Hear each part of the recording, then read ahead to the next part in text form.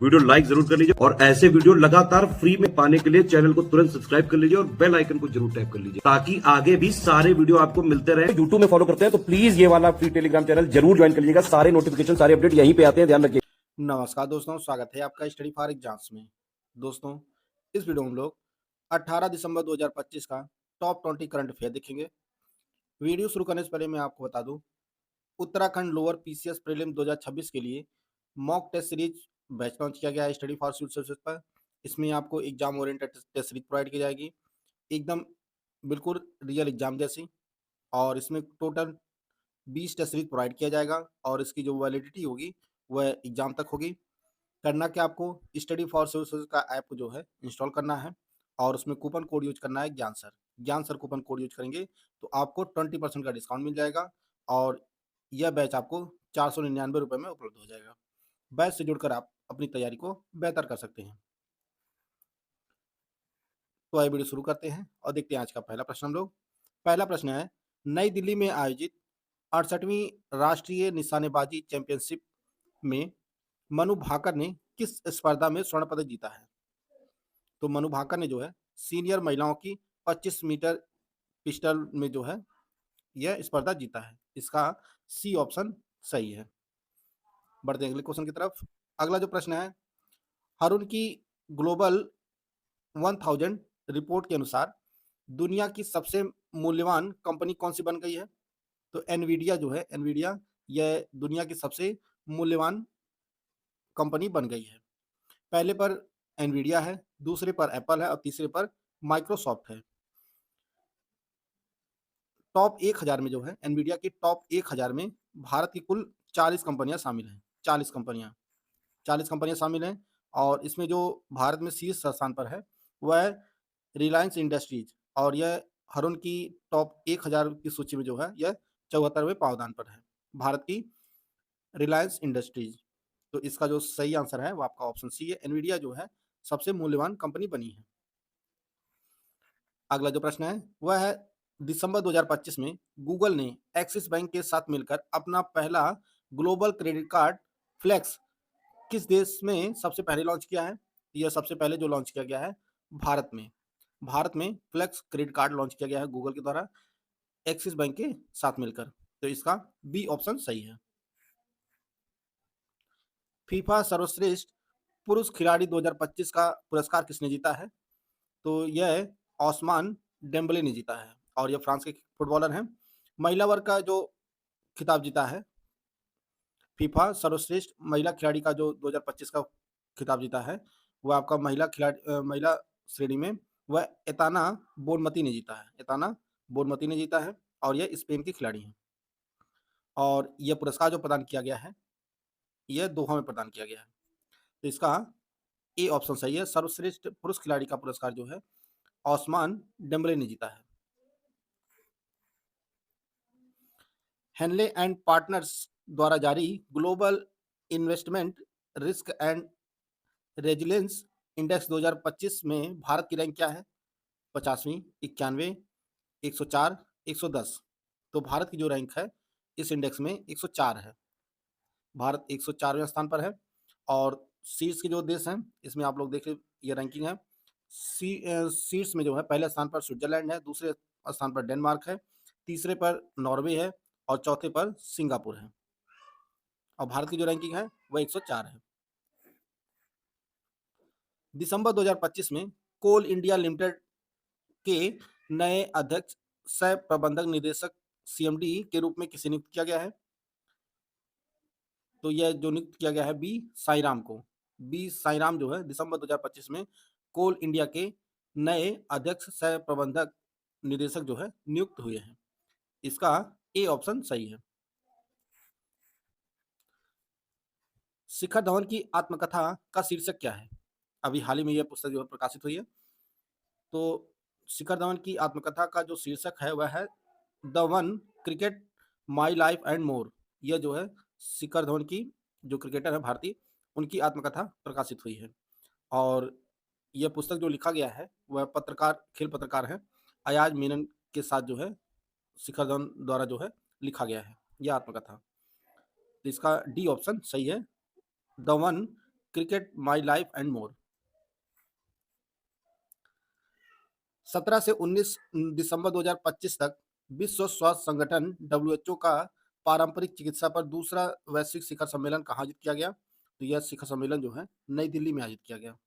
इसका A option सही है।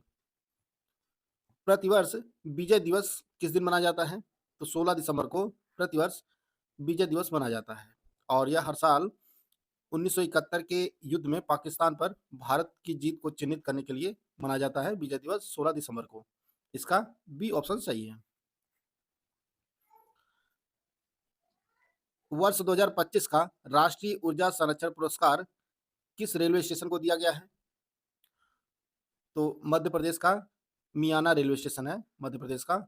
इसे वर्ष 2025 का राष्ट्रीय ऊर्जा संरक्षण पुरस्कार प्रदान किया गया है। इसका सी ऑप्शन सही है। दिसंबर 2025 में किस भारतीय फिनटेक कंपनी ने हरुन फ्यूचर यूनिकॉर्न SaaS पुरस्कार जीता है? यह पुरस्कार जीता है इनोवती फिनटेक कंपनी ने। इसका डी ऑप्शन सही है। स्काई ट्रैक्स द्वारा घोषित 2025 के दुनिया के सर्वश्रेष्ठ हवाई अड्डे का खिताब किस हवाई अड्डे ने जीता है? तो यह सिंगापुर का चांगी एयरपोर्ट है। यह स्काई ट्रैक्स द्वारा घोषित दुनिया का सर्वश्रेष्ठ हवाई अड्डा घोषित किया गया है 2025 का। तो इसका ऑप्शन बी सही है। हाल ही में खबरों में रहा नरपुर वन्य जीव अभ्यारण्य भारत के किस राज्य में स्थित है? तो यह मेघालय राज्य में स्थित है। नरपुर वन्य जीव अभ्यारण्य। भारत में हर साल अल्पसंख्यक अधिकार दिवस कब मनाया जाता है? 15 अगस्त को, 18 दिसंबर को, 10 दिसंबर को, 24 अक्टूबर को। तो भारत में हर साल अल्पसंख्यक अधिकार जो है यह आपका 18 दिसंबर को मनाया जाता है। इसका बी ऑप्शन सही है। दिसंबर 2025 में बनारस लोकोमोटिव वर्क्स ने किस देश को अपना छठा 3300 HP लोकोमोटिव निर्यात किया है? यह मोजाम्बिक देश को निर्यात किया गया है बनारस लोकोमोटिव वर्क्स के द्वारा छठा इंजन। इसका ए ऑप्शन सही है। केंद्र सरकार ने मार्च 2027 तक जन औषधि केंद्रों की संख्या कितनी करने का लक्ष्य रखा है? तो केंद्र सरकार ने मार्च 2027 तक जन औषधि केंद्रों की संख्या जो है 25,000 करने का लक्ष्य रखा है। और अभी हाल ही में जो है लोकसभा में एक जवाब के तहत बताया गया है कि 30/11/2025 तक देश में जो कुल जन औषधि केंद्रों की जो संख्या है वो 17,610 है 30/11/2025 तक। और जन औषधि केंद्रों पे आप लोग जानते हैं कि सस्ती दवाइयाँ मिलती हैं। ग्रामीण सहकारी बैंकों के आधुनिकीकरण के लिए स्थापित साझा सेवा केंद्र इकाई का नाम क्या है? ग्रामीण सहकारी बैंकों के आधुनिकीकरण के लिए स्थापित साझा सेवा इकाई का नाम क्या है? सहकार शक्ति, सहकार मित्र, ग्रामीण डिजिटल सेवा, सहकार सारथी। तो इसका जो सही आंसर है वो आपका ऑप्शन डी है, सहकार सारथी। अगला प्रश्न है, नमस्ते योजना किन दो मंत्रालयों की संयुक्त पहल है?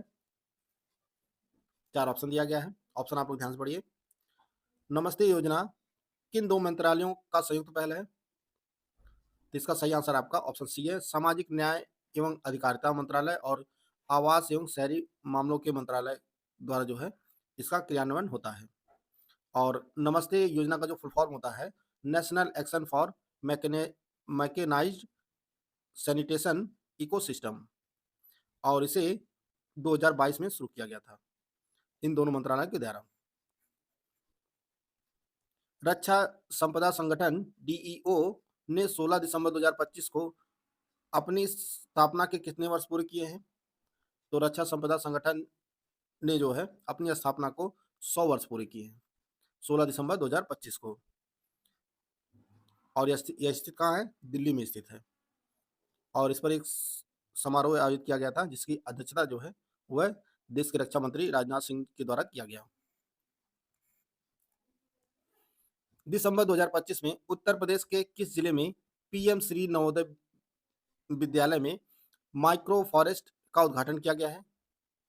तो ये जो माइक्रो फॉरेस्ट का जो उद्घाटन किया गया है वह गौतम बुद्ध नगर में स्थित पीएम श्री नवोदय विद्यालय में किया गया है।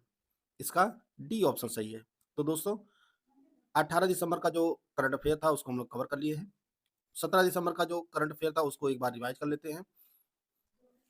दिसंबर 2025 में पीएम नरेंद्र मोदी को किस देश के सर्वोच्च नागरिक सम्मान ग्रेट ऑनर निशान से सम्मानित किया गया है? यह इथियोपिया से किया गया है, इथियोपिया देश के द्वारा। और 16 दिसंबर 2025 को राष्ट्रपति भवन में परमवीर दीर्घा का उद्घाटन किस विशेष अवसर पर किया गया? तो यह विजय दिवस के अवसर पर किया गया। दिसंबर 2025 में 600 अरब डॉलर की व्यक्तिगत संपत्ति का आंकड़ा पार करने वाले दुनिया के जो पहले व्यक्ति बने हैं वह एलन मस्क बने हैं। हाल ही में जोस एंटोनियो कॉस्ट को किस दक्षिण अमेरिकी देश का नया राष्ट्रपति चुना गया है? तो यह चिली के राष्ट्रपति बने हैं। हाल ही में केंद्र सरकार ने अश्विनी कुमार तिवारी के कार्यकाल को किस बैंक के प्रबंध निदेशक के रूप में 2 साल के लिए कार्यकाल बढ़ाया है? तो यह एसबीआई के एमडी हैं। पोंड्रू खादी जिसे हाल ही में जीआई टैग मिला है मुख्य रूप से आंध्र प्रदेश के किस जिले से संबंधित है? तो यह श्रीकाकुलम से संबंधित है। 8 से 10 दिसंबर तक विश्व के सबसे बड़े मीडिया कार्यक्रम ब्रिक्स शिखर सम्मेलन का आयोजन कहाँ किया गया? तो यह अबू धाबी में किया गया। विकसित भारत शिक्षा अधिष्ठान विधेयक के तहत किन प्रमुख संस्थानों का विलय प्रस्तावित है? तो यह यूजीसी, एआईसीटीई और एनसीटीई के विलय को जो है प्रस्तावित है। लोबी इंस्टीट्यूट द्वारा जारी एशिया पावर इंडेक्स 2025 में भारत ने कौन सा स्थान हासिल किया है? तो ये भारत ने तीसरा स्थान हासिल किया है। दिसंबर 2025 में national council for applied economic research का नया महानिदेशक किसे नियुक्त किया गया है? तो सुरेश गोयल को नियुक्त किया गया है। दिसंबर 2025 में सिक्किम में भारत रणभूमि दर्शन पहल के तहत पर्यटकों के लिए खोले गए 2 प्रमुख क्षेत्र का नाम क्या है? तो चोला और डोकला। किस भारतीय अनुसंधान एवं विकास केंद्र को IEEE कॉर्पोरेट अवार्ड 2025 सम्मानित किया गया है? तो CDOT को सम्मानित किया गया है। किस शहर में महान पार्श्व गायक SP बाला सुब्रमण्यम की प्रतिमा का अनावरण किया गया है? तो यह हैदराबाद में किया गया है। एस्पायर योजना मुख्य रूप से किस मंत्रालय की पहल है? यह सूक्ष्म लघु और मध्यम उद्यम मंत्रालय MSME मंत्रालय का जो है प्रमुख पहल है। विकसित भारत जी रामजी विधेयक 2025 के अनुसार अब ग्रामीण परिवारों को कितने दिनों के न्यूनतम वेतन रोजगार की कानूनी गारंटी दी जाएगी? तो यह 125 दिनों की गारंटी दी गई है इस विधेयक के अनुसार। भारतीय सैन्य इतिहास 75 वर्ष की वीरता और ज्ञान थीम पर विश्व पुस्तक मेला 2026 कहाँ आयोजित किया जाएगा? तो यह नई दिल्ली में आयोजित किया जाएगा। डॉक्टर रामविलास दास वेदांती जिनका हाल ही में निधन हुआ किस प्रसिद्ध ट्रस्ट न्यास के कार्यकारी अध्यक्ष थे? यह श्री राम जन्मभूमि न्यास के अध्यक्ष थे। हाल ही में लॉन्च किया गया भारत का पहला स्वदेशी 1.0 गीगाहर्ट्ज 64 बिट माइक्रो प्रोसेसर ध्रुव 64 किसके द्वारा विकसित किया गया है? तो यह सीडैक के द्वारा विकसित किया गया है। नवंबर 2025 के लिए आईसीसी पुरुष प्लेयर ऑफ द मंथ चुने गए साइमन हार्मन का संबंध किस देश से है? तो यह दक्षिण अफ्रीका के खिलाड़ी है।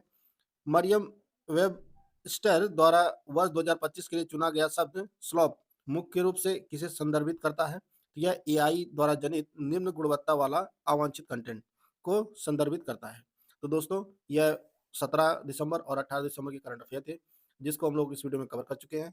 वीडियो अगर आपको अच्छा लगे तो लाइक कर सकते हैं, चैनल को सब्सक्राइब कर लीजिए। मिलते हैं नेक्स्ट वीडियो में, तब तक के लिए जय हिंद, जय भारत।